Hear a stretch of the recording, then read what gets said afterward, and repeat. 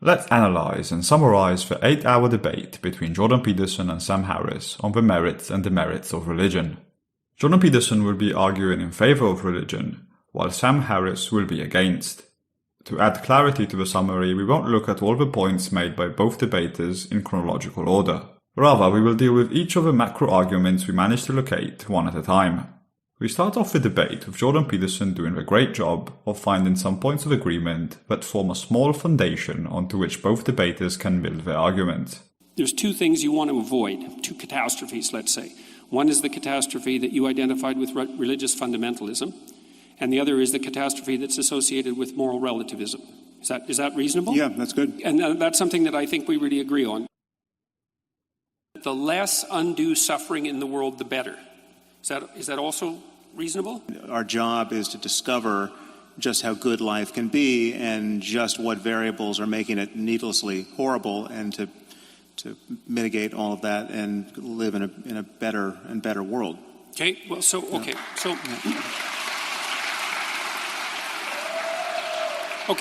that's a lot of points of agreement. Dogmas have to be enforced by force or the threat of force, because the moment someone has a better idea, you have to shut it down in order to preserve your dogmas. Okay. So the commonality seems to be something like claims of absolute truth at some level that you're no longer allowed to discuss. Yeah. So that's another point of agreement then, I would say. So there are other reasons for group belief and the commission of atrocity that can't be directly attributed to religious dogma. Yeah, so you can get tribal violence that gets amplified by religious dogmatism, and that should trouble everyone. But it's not unique to religion. It's also nationalism, and it's racism, and it's all other kinds of dogmatism. The details of the main argument Sam Harris proposes against religion are constructed by questioning him.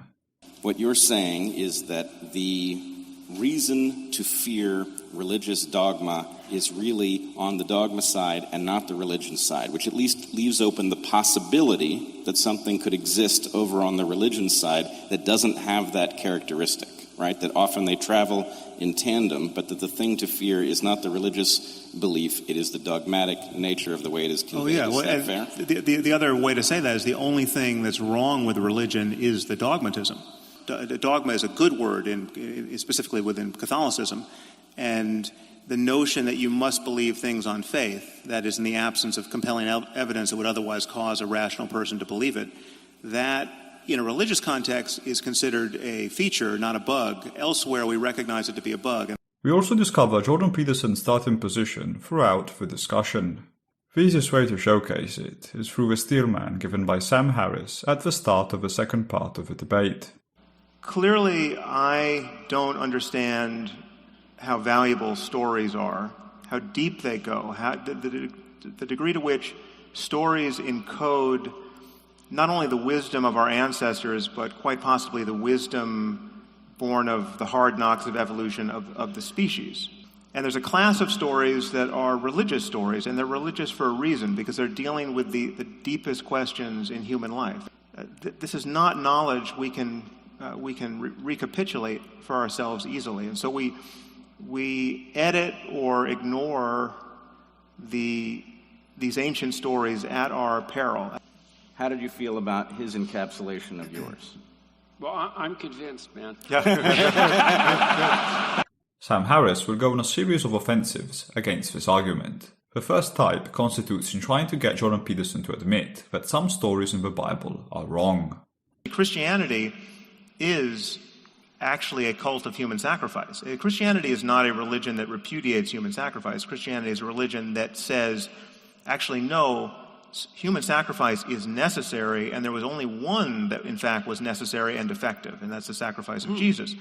And I think that is not only a morally uninteresting vision of our circumstance and how we can be redeemed, it's morally abhorrent. But Jordan Peterson always has an interpretation that shows that what is written is not wrong in the context of the overall narrative.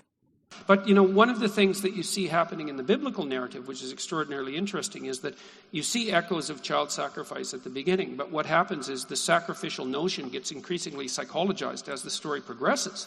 So, you see that transition with Abraham and Isaac, where the child sacrifice is actually forbidden, although previously demanded by God. And then you also see it, as you already laid out, in the substitution of the circumcision for the idea of sacrifice itself. Right. And then what seems to happen, I'm trying to figure out how these ideas develop psychologically from their behavioral underpinnings, is that eventually it becomes psychologized completely. So you can say, well, we can conceptualize a sacrifice in the abstract, so my parents can sacrifice to send me to university without anything or anyone having to die.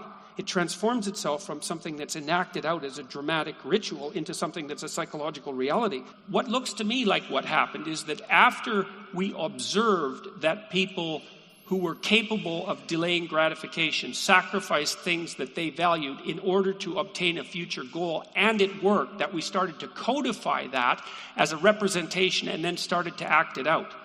In fact, Jordan Peterson gives several of these interesting interpretations when Sam Harris tries this line of inquiry. That the world is going to end, and its ending is going to be glorious, right? This is at the center of most eschatologies. It's just that when the wheels come off totally, right, that's on some levels the best thing that's ever going to happen, because it's showing you that in this case, Jesus is going to come back and throw the sinners into a lake of fire. To which Jordan Peterson explains that Sam Harris just has the wrong interpretation. There's an apocalyptic element to human life. We fail in small ways and we fail in catastrophic ways, and everything that we have, we lose and we die. Part of what's revealed in that strange book at the end, which is like a hallucinogenic nightmare in some sense, is that the hero is born at the darkest point in the journey. And it's a psychological truth, and it's very, very apt. There's an idea there that when things fall apart, that's the time for the birth of the hero. And the hero in Revelation is also the place where truthful speech most clearly manifests itself, because in the Christian tradition, Christ is identified with truthful speech. And so the notion there is that redemption under apocalyptic conditions is to be found in the revelation of truthful speech. Jordan Peterson's views on the matter can be summarized by the following exchange that was initiated by Brett Weinstein. Would you agree that there are things written into these religious texts that are unambiguously unacceptable viewed through a modern lens, and not because the texts are so complicated that we have misunderstood something, but there are things that are just written in there that we now understand to be wrong? I would say sentence by sentence, yes, you're correct. Paragraph by paragraph, perhaps. But here's the problem with complicated texts, especially ones that actually constitute narratives. You have to read the beginning as if it's also influenced by the end. The Bible is a series of books, and they had influence on one another, and they were sequenced with a very complex editorial process. And there's actually a developmental narrative that links all the chapters together. My point is that it's a narrative. And everything in a narrative is conditioned by all the rest of the things in the narrative. The next offensive Sam Harris tries is that dogmas go against their initial agreement that claims of absolute truth that are no longer allowed to be discussed are bad. If you buy the claim that the Quran is the perfect word of the creator of the universe, never to be superseded by anything humanity does now or 1,000 years from now, that commits a rational then the exercise of human reason is bounded by this, I would argue, pathological frame, which leads to certain outcomes that should really worry us. The clinical psychologist argues that the narratives the Bible produces are valuable, and even if some were not, the ability to question the stories and dogmas in the Bible is present in the Bible itself. One of the things we already agreed on, as far as I can tell, is that the antidote to pathological dogmatism is free, truthful expression, something like that. Is that? Yeah. Okay. Yeah. But one of the things I would say that's absolutely crucial to Christianity in particular is the notion that the thing that's redeeming is exactly that. That redemption is to be found in truthful speech is actually embodied in Christian mythology, let's say, as a personality and not as an idea. It's actually something that you embody and act out. It's not just an idea. And that's why there's an emphasis on the idea of the embodiment of the word in flesh. You see what happens in the most profound of such texts is the idea that the process by which your knowledge is updated has to occupy a position in the hierarchy of values that supersedes your reliance on dogma is the fundamental claim. The argument is that the free speech dogma supersedes other religious dogma and makes any dogma questionable. If Sam Harris accepts this claim, then it would seem we wouldn't have a disagreement anymore, since premise 2 of his argument would not hold. But the neuroscientist has something to say about this. I also believe that you can play this kind of interpretive game with almost any text. ISIS has the advantage. It's because it's totally straightforward. It's like the advantage is, listen, there's a lot of people spending a lot of time lying to you about what these books mean and what the prophet and how he lived. You know in your heart that my interpretation of this is correct. You just read the words, right? And there's a strength in that. There's an honesty in that. If you're going to try to make your dogmas more and more palatable by importing stuff that clearly was never even in the worldview of anyone who birthed these religions, you're not doing that because you want to live even more by God's word. No, you found some of God's words unacceptable, right? And every fundamentalist can sniff that out, and they're right to sniff it out because in fact it is in fact the motivation. Sam Harris does not accept Jordan Peterson's argument because he believes it is a personal interpretation of his, and fundamentalists can convince people otherwise, with an advantage. So the discussion moves on. Now it's Jordan Peterson who goes on the offensive, with an argument that will be discussed for a big chunk of the debate. Here, we state it as a counterexample. In the moral landscape, you laid out a distinction between the bad life and the good life. Forget about good and evil. The bad life and the good life, hell and heaven, the bad life and the good life, and that distinction was not only factual but universal. One of the claims that you make in the moral landscape is that the distinction between the bad life and the good life is not only it's a factual distinction. Yeah. It's universally apprehensible and true. I think it's your fundamental axiomatic claim.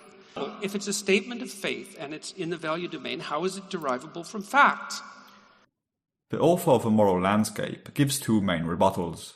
One is that the values he delineates in the moral landscape are simply facts, so he never passes from a positive statement to a normative statement. For me, values are simply facts about the experience of conscious creatures. Good and bad experiences give us our values. There are objective facts about subjective experience. So I can make true or false claims about your subjectivity. It's a matter of we are in a circumstance where we have consciousness and its contents in every moment. And my only claim is that the value part, and hence the ethics part, relates to the extremes of positive and negative experience that people have in their lives. The other defense he gives is that in no field of knowledge you can start with a self-justified statement. I don't think that we even have the grounding problem. I think it's a pseudo-problem. In every domain of human inquiry, no matter how, the most hard-headed, so mathematics, logic, physics, at some point we have to pull ourselves up by our bootstraps. At some point we make a move that is not self-justifying and is not justified by any other move that's more rudimentary. Interestingly enough, Jordan Peterson offers a helping hand by saying that it could be possible to ground values in facts, just not how he does it. I don't believe that you can derive a value structure from your experience of the observable facts. Now, that structure of value may be derived from the world of facts over the evolutionary time frame, but it's not derived from the world of facts over the time frame that you inhabit, and it can't be.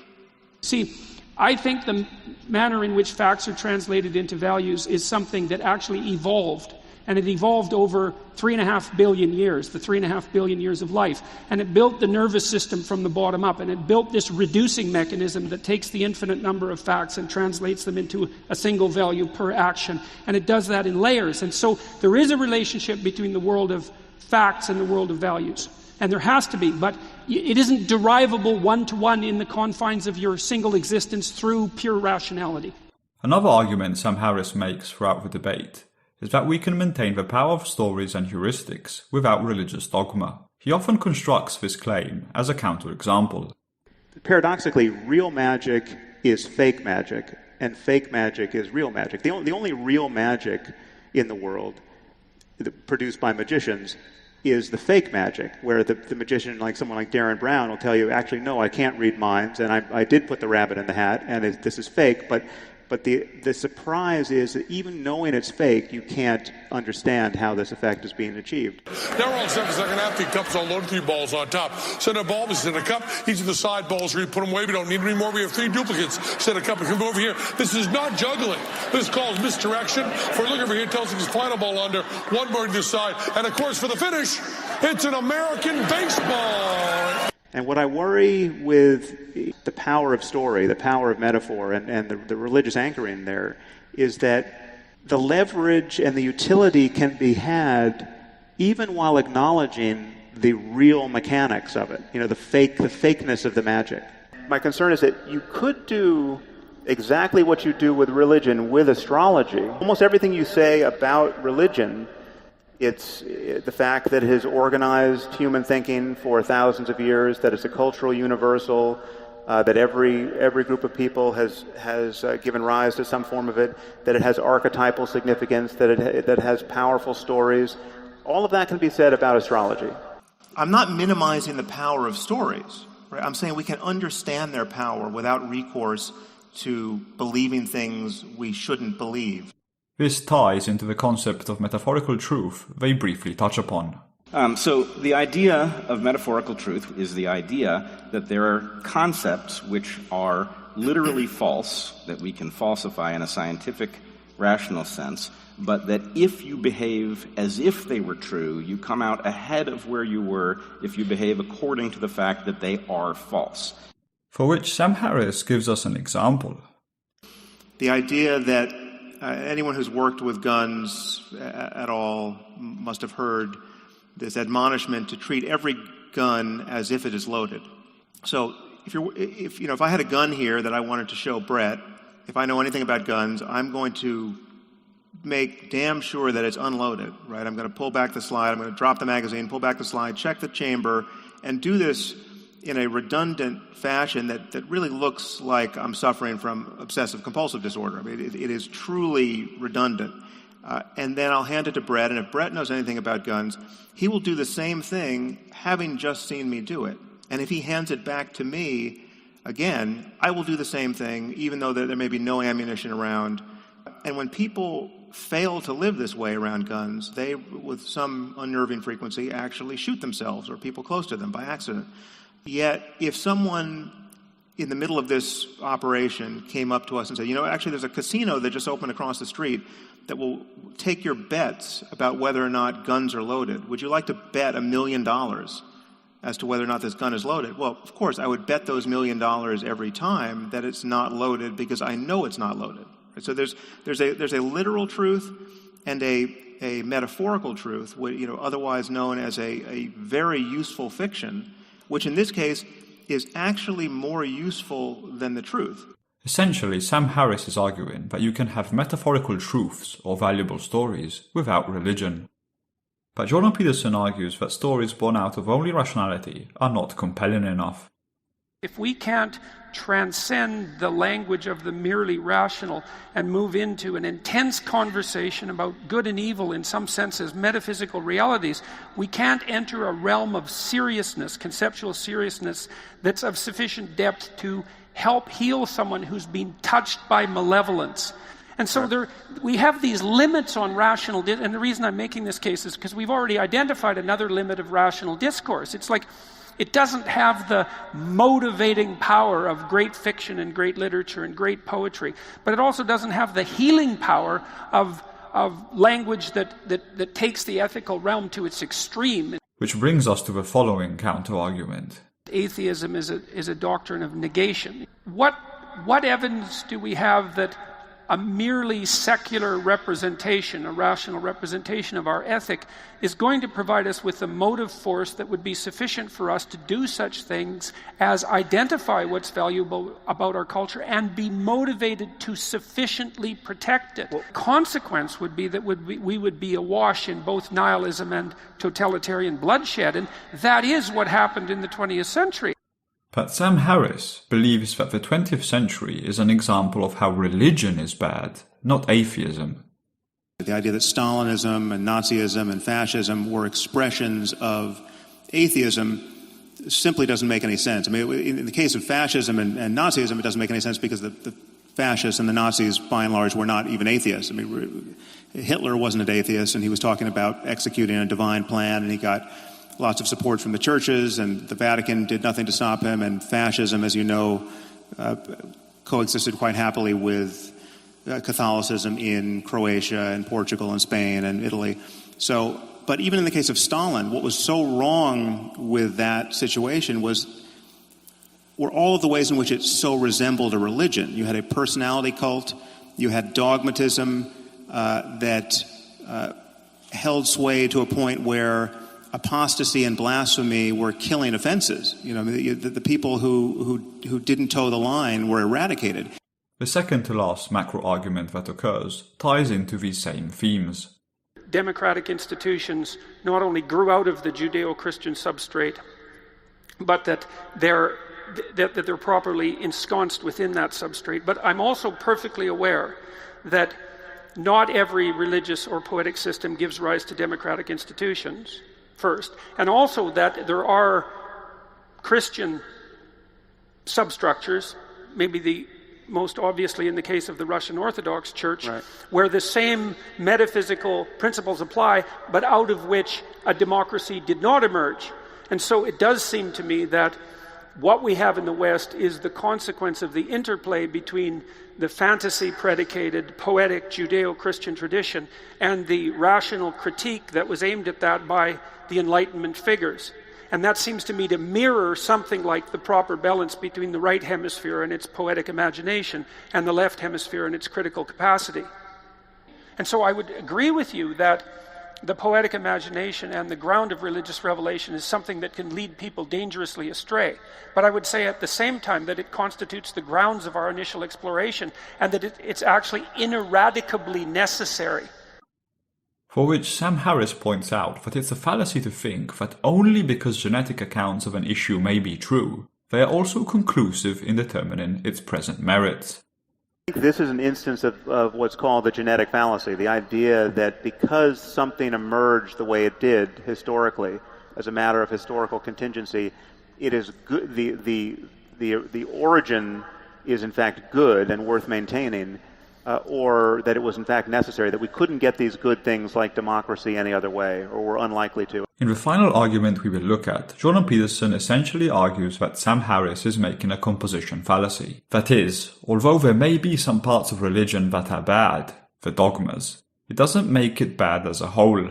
It might be that the bad parts necessarily come with the good, and the good outweighs the bad. It isn't obvious to me how to produce an ethos with sufficient motivating power to ground that conception of the minimization of suffering, say, and the promotion of well-being in a way that grips people and unites a society. My sense, especially after thinking about our discussion, is that Sam makes what rationality is do too much work. When your doctrine demolishes let's call it the literary or fictional substructure, and leaves nothing behind, an ethos needs to be provided because something will rush in to fill the void. You make a case that people should work to alleviate suffering and that we should live in truth, but Jesus, Sam, you can summarize that in 2 sentences. It doesn't have the potency of the fictional, literary, artistic substructure that seems necessary to make that into something that's a compelling story. The apparent failure, perhaps, of the rationalist atheist types to develop an active ethos that has sufficient beauty and motivational power to serve as a credible replacement for the religious rituals. So there must be a reason why that failure has occurred. To which Sam Harris gives a possible explanation to why atheism never produced a powerful ethos. To declare your apostasy has been the almost as reliable a way of committing suicide as jumping off a building in most cultures and most societies for the longest time, and still is in many places, as you know, in the Muslim world. So there's been a barrier to entry to thinking creatively about alternatives to religion.